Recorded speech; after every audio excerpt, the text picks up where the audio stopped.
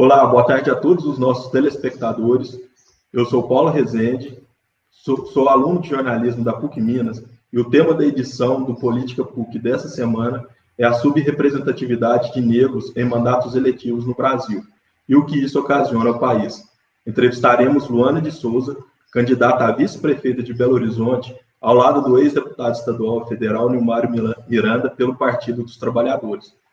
Luana começou a militar aos 16 anos pelo CONEM, Coordenação Nacional de Entidades Negras, onde pôde desenvolver políticas públicas com foco na luta contra o extermínio da juventude negra pelo PT.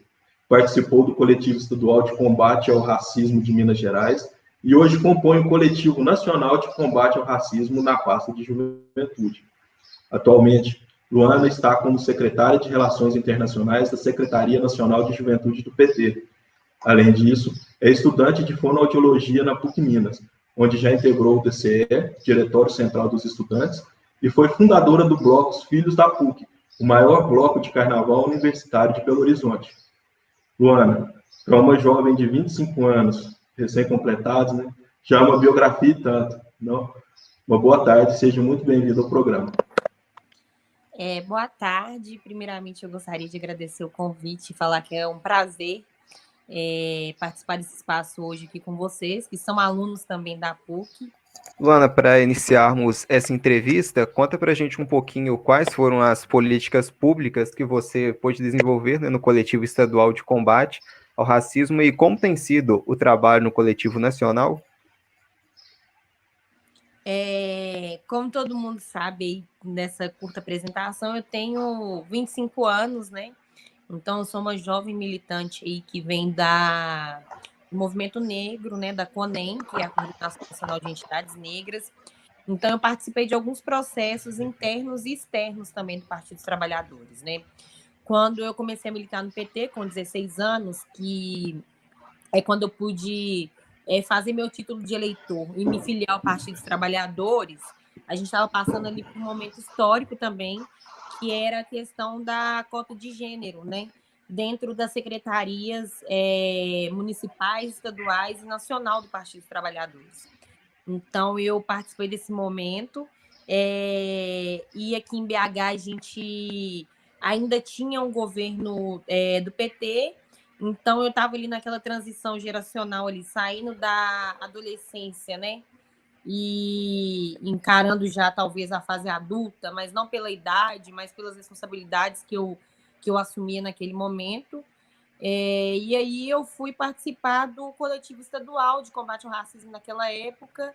E, assim, meu principal papel naquele momento foi uma eleição que a gente estava participando, mas a gente sempre pautou para dentro da cidade de Belo Horizonte, para o estado de Minas Gerais, políticas afirmativas para a população preta e pobre da cidade, né? Quando eu fui para o Coletivo Nacional de Combate ao Racismo, já era outro cenário, assim. A Dilma já havia passado pelo golpe, então eu entro em um cenário mais duro, talvez, no Coletivo Nacional, e o nosso principal objetivo ali era lutar para a permanência das nossas políticas públicas, né? Então, a gente se organizou nacionalmente para reafirmar que cota não é esmola, é apenas o início, né, da nossa reparação. Então, naquele momento ali, a gente estava lutando para a permanência das nossas políticas que a gente tinha conseguido instaurar durante o período do governo Lula e Dilma. Mas foi um período também marcante na minha vida, assim, porque foi quando eu ingressei na PUC Minas para poder cursar fonoaudiologia, né? Eu tô com o semestre trancado aí devido à quantidade de tarefas que eu acumulei nesse último período, mas era um momento que a gente estava ali para reafirmar que a gente não ia ficar calado, que a gente não ia aceitar a miséria, né, que o governo Temer queria oferecer para a gente, né? Então, a gente ainda passou por um momento pós isso, que foi as eleições, né, para a presidência. Assim. Eu não consigo distinguir no tempo como que aconteceu cada coisa, sabe? Porque parece que tudo isso foi ontem. E aí, a última lembrança que eu tenho, assim, é da gente ir em uma reunião do PT Nacional, escolhendo o Haddad para ser o nosso candidato a presidente e a Manu, né, a Manuela Dávila, para ser a nossa vice ali. Então, foi uma reunião que tinha a direção nacional do PCdoB, a direção nacional do Partido dos Trabalhadores, e foi naquele dia ali também que a juventude do PT tinha tomado posse, né? Então, naquele dia, eu também assumi a responsabilidade, a tarefa de estar enquanto secretária de Relações Internacionais da juventude do PT. Em relação agora a essa reserva financeira, né, que o TSE definiu em setembro e que o ministro Ricardo Lewandowski, do Supremo Tribunal Federal, determinou que passe a valer já para as eleições municipais esse ano, né, eu gostaria de saber de você se essa regra realmente está valendo, se realmente teve um tempo hábil para os partidos poderem se programar para fazer essa divisão igualitária dos recursos financeiros do fundo eleitoral para os candidatos negros e brancos, e se você considera que com a criação dessa reserva financeira, mais candidatos negros irão, de fato, conseguir se eleger, né? E, por outro lado, se a criação dela também pode aumentar as chamadas candidaturas tampão, assim como aconteceu com as candidaturas femininas, né? Com aquela obrigatoriedade dos 30% das candidaturas femininas. Dentro do Partido dos Trabalhadores, no nosso último Congresso Nacional, a gente já tinha aprovado que alguns setoriais, né, que são as nossas secretarias, teriam 5% do fundo partidário, né, dentro da resolução, e aí acabou sendo para 3% do fundo partidário. Então, já estava inclusa aí a Secretaria de Combate ao Racismo, o coletivo, né, de combate ao racismo, a Secretaria de Juventude, a Secretaria de LGBTQIA+, a Secretaria de Cultura e de Meio Ambiente. Então, a gente já estava se organizando para fazer essa separação do recurso para essas candidaturas, né? As candidaturas que levavam em pauta a questão racial, a questão da juventude. E quando foi aprovado, a gente já estava preparado para conseguir se organizar e mandar o fundo para essas candidaturas. Mas eu sei também que não é a realidade de todo partido que compõe aí esse cenário político, né? A gente sabe que muitas pessoas também mudaram a autodeclaração de cor, igual muitas pessoas fazem na questão da lei de cotas na universidade. Então, é um período, inclusive, que a gente vai ver o resultado pós-eleição, né? Então, a gente vai ver esse resultado pós-eleição, mas eu creio que é um momento importante e significativo para esse dinheiro e esse recurso entrar para as nossas candidaturas negras. A gente está passando por um retrocesso que ele é histórico, né? Eu, com 25 anos, nunca pensei que eu viveria, talvez, um cenário quase ditatorial, né? Então, essas candidaturas tendo esse recurso, elas vão conseguir se expor para dentro da cidade, colocar a candidatura na rua, colocar o nome na rua e expor suas ideias. A gente sabe que, infelizmente, ainda existem candidaturas que têm um objetivo específico, né? Só que o Partido dos Trabalhadores ele tem um compromisso com a sociedade e um compromisso com a população preta do Brasil, né? Então, as nossas candidaturas estão recebendo o dinheiro, as nossas candidaturas já iam receber a questão do nosso fundo partidário também. Então, o nosso papel a gente está cumprindo, assim. A nossa responsabilidade a gente está cumprindo, a gente está colocando as nossas candidaturas pretas na rua, as nossas candidaturas de juventude na rua, e não tem como eu fazer aí o papel de advogado do diabo, né? Para saber se de fato as outras candidaturas que estão colocadas são candidaturas verdadeiras, né? Nesse ano a gente teve a morte do George Floyd, também da Breonna Taylor e de outros negros nos Estados Unidos, devido, né, à agressão policial de lá que acabou motivando os movimentos negros por todo o mundo, como o Black Lives Matter, enquanto aqui no Brasil, né, milhares de negros são exterminados todos os anos e assim não há uma união da sociedade para que esse cenário mude, né? Em dois países racistas como são os Estados Unidos e o Brasil, aí na sua visão, Ilana, por que dessa diferença, né, de posicionamento tão grande, inclusive também de personalidades e famosos negros? Eu acho que não tem como a gente fazer esse tipo de comparação. São dois países diferentes, com realidades diferentes, né? A abolição da escravatura nos Estados Unidos, ela foi totalmente diferente da abolição da escravatura no Brasil, né? Lá eles tiveram direitos à terra, escola, emprego, mesmo que segregados dentro da cidade, né? Aqui é o espaço dos brancos, aqui é o espaço dos negros. Diferente da realidade no Brasil, que a gente teve a assinatura da abolição e a gente não teve direito, a gente não teve acesso, a gente não teve acesso à educação, a gente não teve acesso a alimento, acesso a emprego, acesso à terra. Então, são dois momentos históricos que refletem no que nós somos hoje. Não tem como a gente falar também que aqui no Brasil as pessoas não se movimentam pelas mortes que acontecem, né? Aqui a gente perde um jovem negro a cada 23 minutos e a gente tem mães que se organizam dentro das comunidades, a gente tem um movimento negro que se organiza através das entidades, que é o Negro, a CONEM, o MNU, que é o Movimento Negro Unificado, e vários outros movimentos de juventude negra e vários outros movimentos negros no Brasil e de contra intolerância religiosa também. Mas a gente não pode fazer esse tipo de comparação, assim. De fato, as redes, a mídia, ela influencia no comportamento das pessoas, mas a gente sabe que aquele comportamento é temporário, assim. Passou-se a morte do cidadão americano e as pessoas continuaram vivendo aqui normalmente. Não era um fato novo para a gente. Há um ano atrás, um jovem morreu do mesmo jeito dentro de um dos maiores hipermercados do Brasil, que é o Extra. Então, assim, não é uma realidade distinta da gente, mas a forma com que eles se organizam é diferente da nossa, porque eles tiveram acesso a coisas que a gente não teve.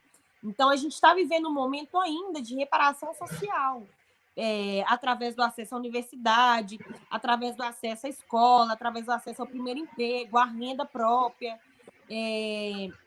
Não tem como a gente falar que as pessoas que vivem no Brasil não se comovem com a atual situação que é a que a gente vive. E o fato, inclusive, de eu ter me colocado à disposição e de estar aí enquanto candidata a vice-prefeita, é porque eu entendo que a gente precisa fazer muito ainda pelo meu povo, pelo nosso povo, e que a gente precisa aí dar continuidade a um projeto social, né?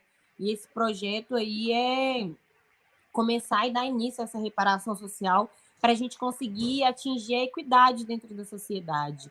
Mas aqui no Brasil também a gente tem ícones famosos que se organizam em prol do movimento negro.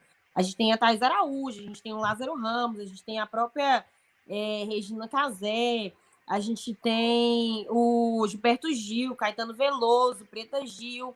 Então, os nossos artistas também se mobilizam pela causa do movimento racial aqui no Brasil. Nesse tema de organização e de mobilidade da sociedade, a gente tem visto que desde o assassinato, né, da vereadora Marielle Franco e do seu motorista Anderson Gomes, em 2018, essa luta da representatividade negra na política, ela ganhou uma pujança muito forte, né? Isso foi um marco histórico, eu considero assim. Tanto é que, pela primeira vez, o número de candidatos negros são maiores do que o de candidatos brancos. Se a gente for comparar, são 49,9% de candidatos negros contra 47,8% de brancos. Como que você vê esse panorama político atual e como que você pode e pretende contribuir para quem deseja ingressar na vida pública e política de BH? Tudo isso é fruto também de anos de construção da sociedade que a gente entende que engloba todas as raças, né? Então, nesses últimos períodos, os nossos jovens negros tiveram acesso à universidade, tiveram acesso ao emprego, tiveram acesso à saúde. Isso faz com que as pessoas se tornem e se sintam dignas de ocupar aquele espaço, né? Se sintam pertencentes daquela sociedade que elas ocupam ali.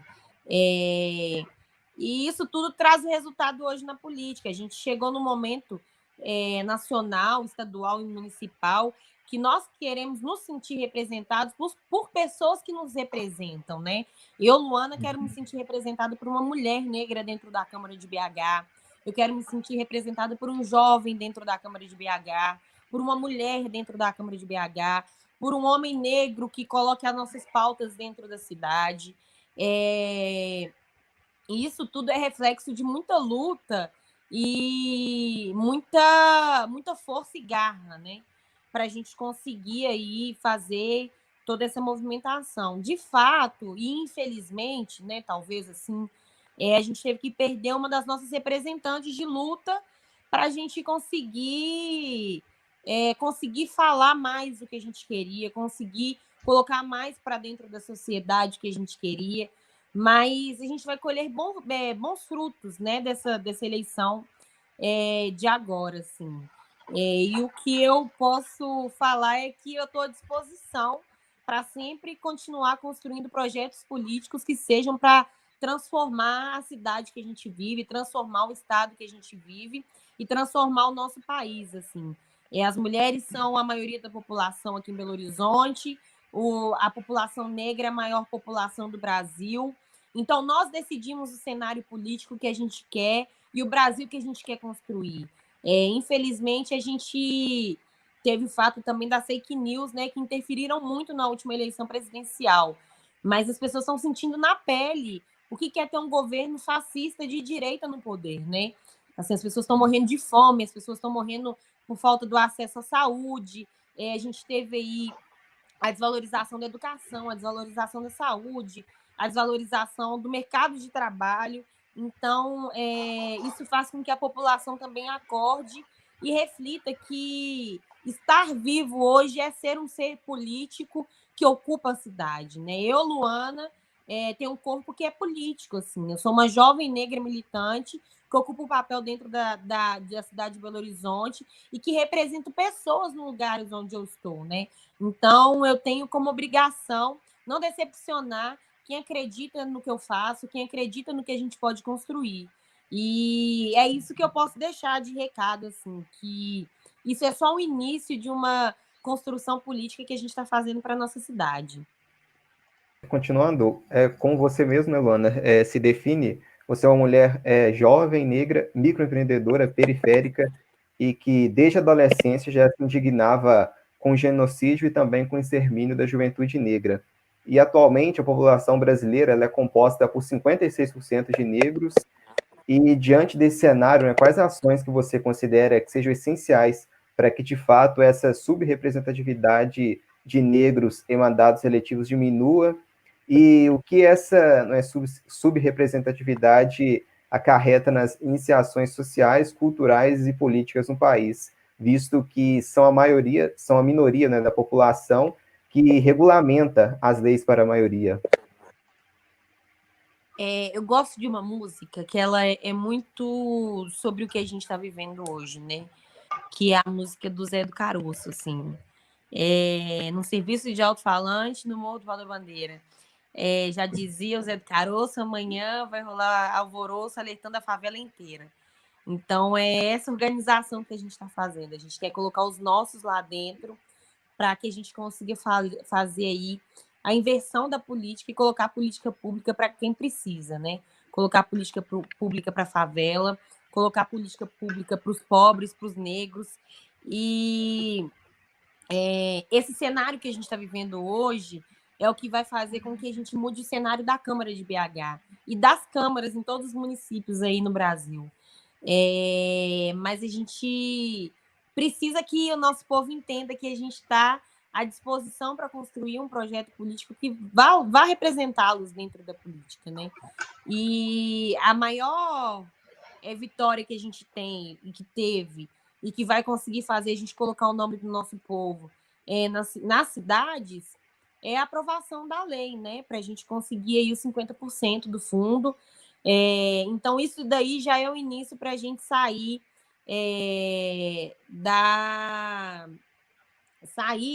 do cenário que a gente está, né? De estar escondido atrás das cortinas aí.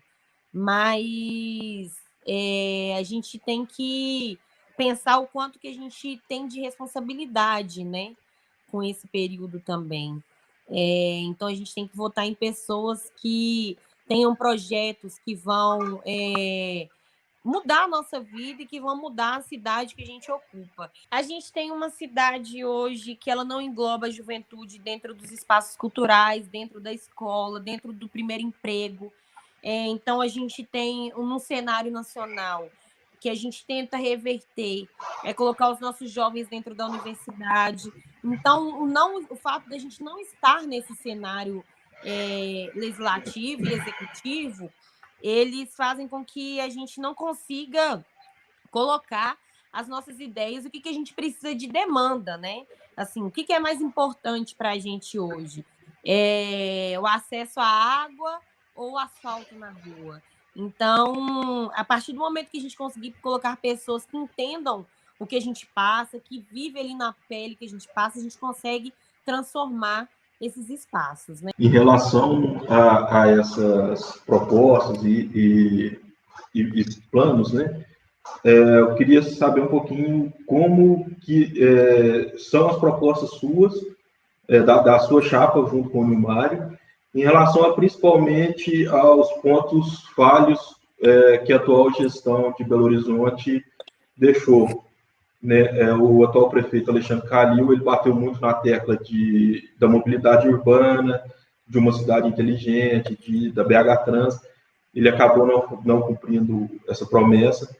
E outras questões muito relevantes da cidade, que em relação às enchentes, ao problema das enchentes, que está muito relacionado, né, com essa destruição do meio ambiente, com essa mudança desse regime de chuvas.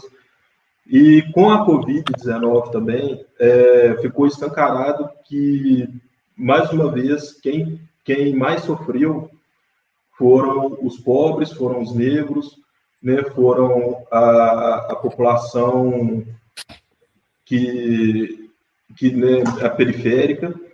E assim, eu queria saber de você quais são, de fato, as propostas que você planeja para BH, né, nesses pilares, né? Cidade inteligente, mobilidade urbana, saúde, educação e as enchentes, principalmente na região da Vilarinho.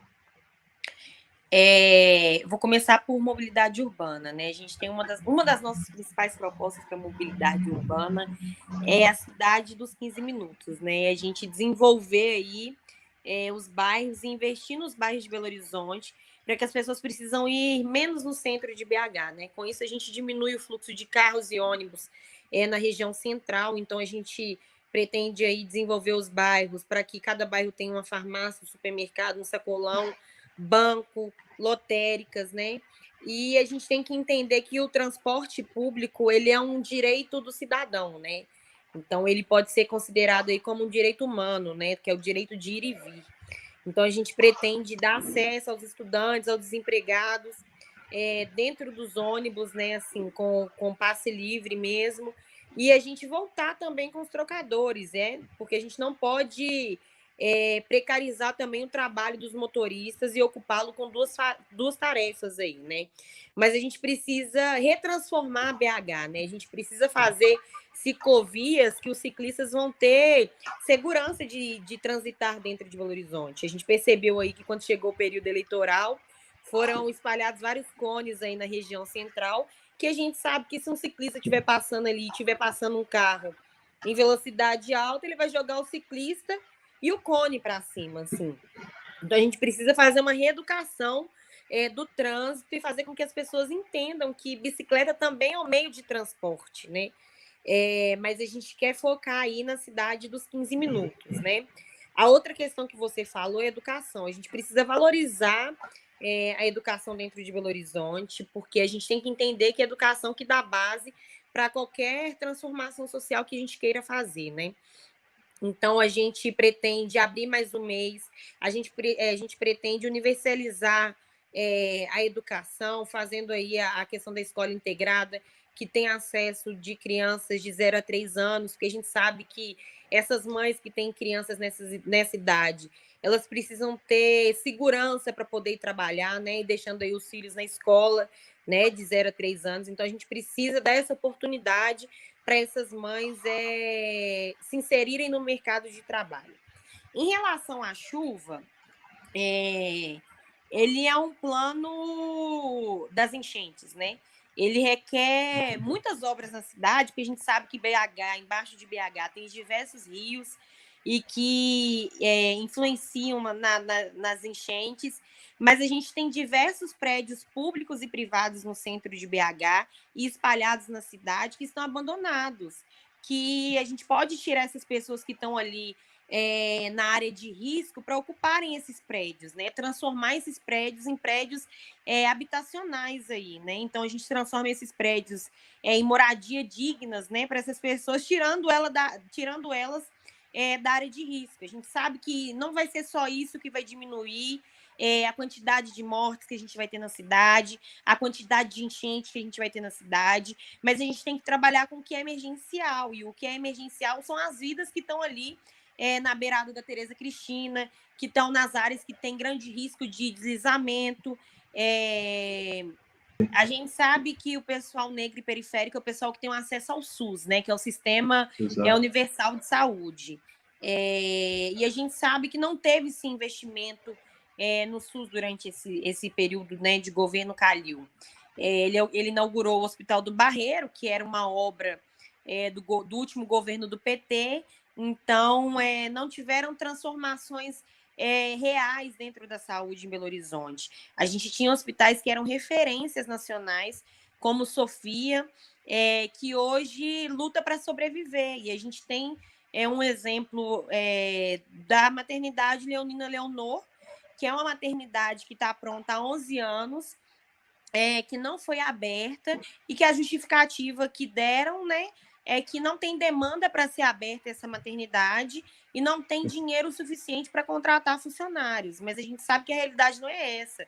E que tem demanda, sim, que não seria uma maternidade, não seria apenas uma maternidade, seria uma maternidade que iria trazer a proposta da humanização do atendimento às mulheres, da humanização do atendimento das gestantes, teria ali aberto também mais atendimentos ginecológicos para fazer aí o controle oncológico também dessas mulheres, e seria mais um espaço aí nesse momento de pandemia que poderia estar ativado para a gente colocar essas pessoas que estão precisando ser atendidas, né?